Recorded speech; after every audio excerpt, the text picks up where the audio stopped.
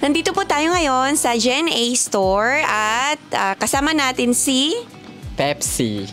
Pepsi. Taga saan ka sa Pilipinas? Taga Mindanao po. Ilang taon ka na dito sa Paris? Parang 7 years na.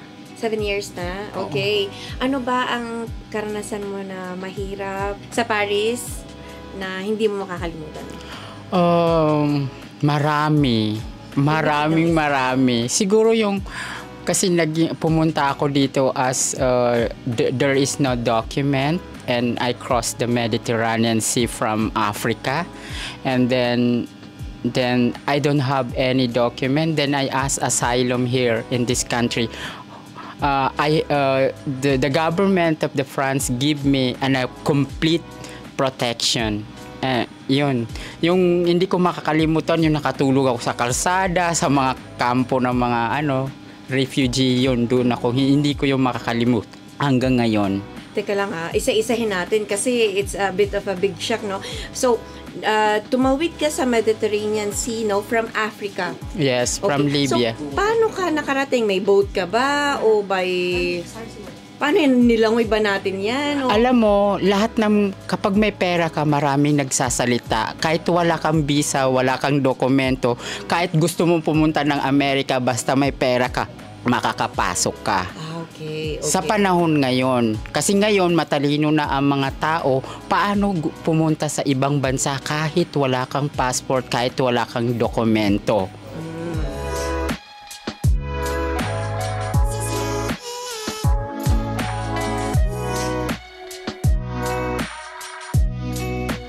Anong pangalan?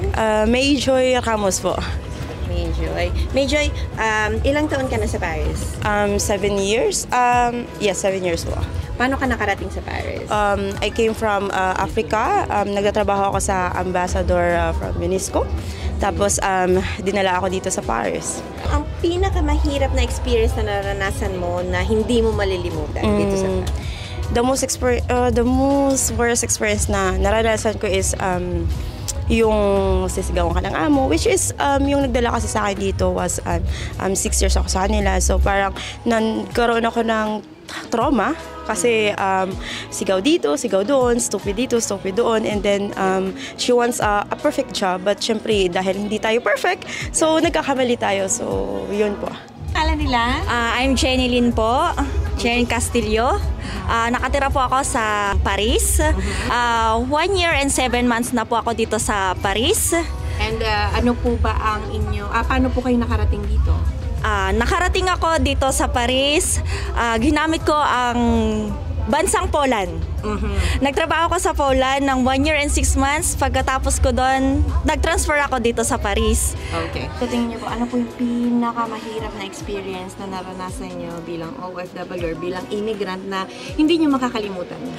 Para sa akin, sa part ko, ito yung first time na 7 years kong hindi nakikita yung family ko sa Pilipinas. Kasi mas pinili kong magtrabaho muna para maibigay yung magandang kinabukasan po sa kanila sa Pilipinas. Kasi po, honest to say, pag tayo'y nasa Pilipinas po, totoo po, hindi po sapat yung kita po natin. Kaya mas inaano ko po na dumito po muna. Yun po yung pinaka-best na para sa akin po, na experience ko po. Pong name nila? Si Jingoy Barona. Okay. From Tacloban, Lady. Yun po yung next na tanong ko eh. Gano'n na po kayo katagal dito sa Paris? 1997 ako dumating dito. 1997? Paano po kayo nakarating dito sa Paris? Ano pong kwento? Marami pong kwento na ang dami kong pinagdaanan po. May pinsan po ako na tumulong sa akin. Dati pumunta muna ako ng Thailand. Tapos ang daming tapos pagdating sa Thailand, sabi ng pinsan ko, punta ka ng Paris. Kaya pumuwi ako ng Pilipinas, pumunta ako dito sa Paris. So, ano ba yung pinakamahirap na experience niyo o karanasan dito sa Paris or being OFW, being immigrant na hindi niyo makakalimutan? Siyempre, ang dito, yung kung nawawalan ka ng trabaho, Siyempre, number one yan. Kay maghagilap ka naman, paano ka mapupuno na naman ang trabaho. Kasi dito, walang permanente na trabaho. Kung mawalan kang amo, kung natanggal ka, siyempre. Kasi ako sa katagal ko na rito, ang dami naman nag-recommend ng mga amo kasi kailangan mo yung yung trabaho mo talaga. Yung ayusin mo para maraming mag-trust sa'yo. Kasi number one dito yung tiwala ng mga amo. Kung hindi ka pagkakatiwalaan, hindi ka re-recommend. Amo to amo ang mag-recommend sa'yo. Kaya kasi sa katagal ko na nga dito, mga 25, 24 na ako dito. Kaya dami na nag-recommend ng mga amo. Okay. Pang name nila? Hi, hello, I'm CJ Taga saan po tayo sa Pilipinas? from Bicol. Okay. Gaano na po kayo katagal sa Paris? 2 years. Po ba ang pinakamahirap na karanasan na experience nyo? No, being dito sa Paris, habang malayo sa pamilya na hindi nyo makakalimutan? For me kasi sa Pinas is ang work ko is sa office. So planning department siya. So nung pumunta ako rito, ang laki ng adjustment ko. Pero dahil kailangan dahil sa family and then for experience na din para maka-experience ako kung paano. Kasi single naman ako, wala namang anak. So inisip ko na lang na kailangan, lalo di ba nag-pandemic. So need talagang mag-work. Ano pala nila? Yeah, ako po ay si Jean Gillian Meneses. Taga saan po tayo sa Ako po ay taga Quezon Province. And gaano na po kayo katagal sa Paris? So dito sa Paris, magti 3 years na po. So, Paano po kayo nakarating dito sa Paris? so ako as usual, kagaya ng mga karamihan, ako ay from Hong Kong, nag-Poland ako. I work in Poland for 1 year and then nag-transfer ako dito sa Paris bago ma-expire yung visa ko. Yes, So, yun. yes. Ano po ba ang pinakamahirap na karanasan nyo being OFW or immigrant na hindi nyo makakalimutan? Dito sa France, so far, wala naman akong bad experience o mahirap na karanasan. Pero nag-start kasi ako mag-OFW sa Malaysia pa, guys. Oh my God. Sa Malaysia, as in parang Saudi yun. So doon ko talaga na-experience yung, alam mo yun, yung parang preso. Yun. Yeah. Yun yung aking hard Okay. times. Ano pong pangalan? Hi, I'm Mikey Alfaro Taga saan po tayo sa Pilipinas? sa Pampanga. Okay, ilan taon na po tayo dito sa Paris? 14 years. 14 years? Yes. Good. Good for you.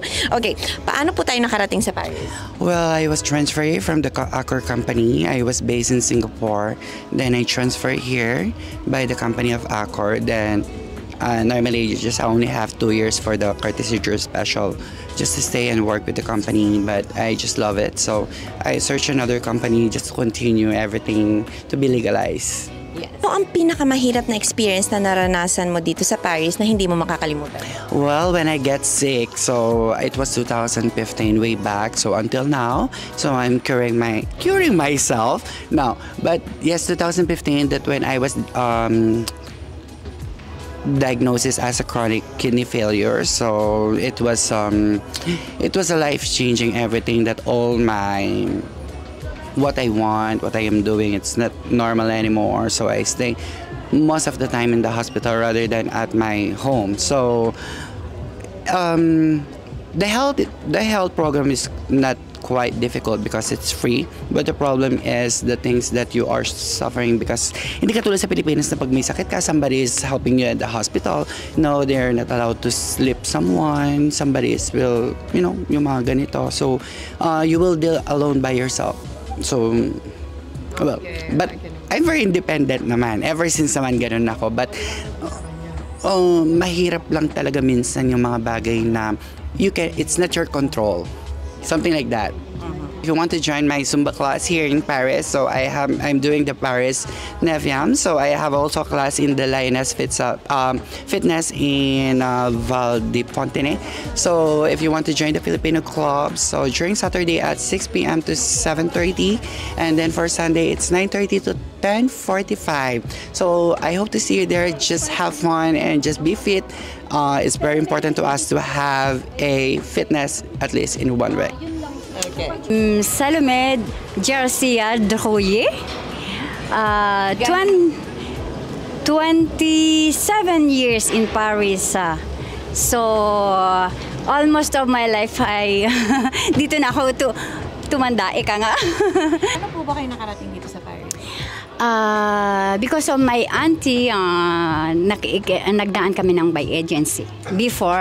And then, kahit ngayon, siyempre may mga agency, pagbayad tayo ng, alam mo na, medyo mahal. Tapos, magtrabaho tayo dito ng within 1 or 2 years para makabayad ng utang natin sa wala makarating lang dito. But now, masasabi kong succeed na ako sa buhay ko kasi nandito may kapatid ako, nandito ang anak ko, and my mother is still in Philippines but is still alive and masigla, malusog. Yun yung talagang napakahirap nung first time mong makarating dito, malayo ka sa family mo, during the time wala kang kakilala, napakalamig dito, mahirap tapos yung hindi ka marunong, number one is hindi tayo ako marunong dati mag-French, so yan ang number one, tapos yung malayo sa family, tapos iniwan ko ang baby ko, napakaliit pa.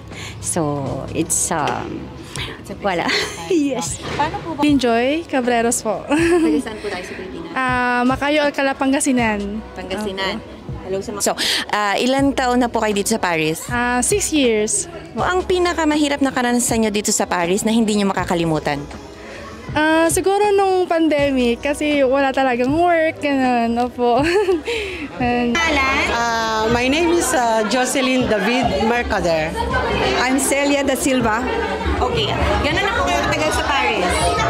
Ako almost, I think 5 years. 5 years, yeah.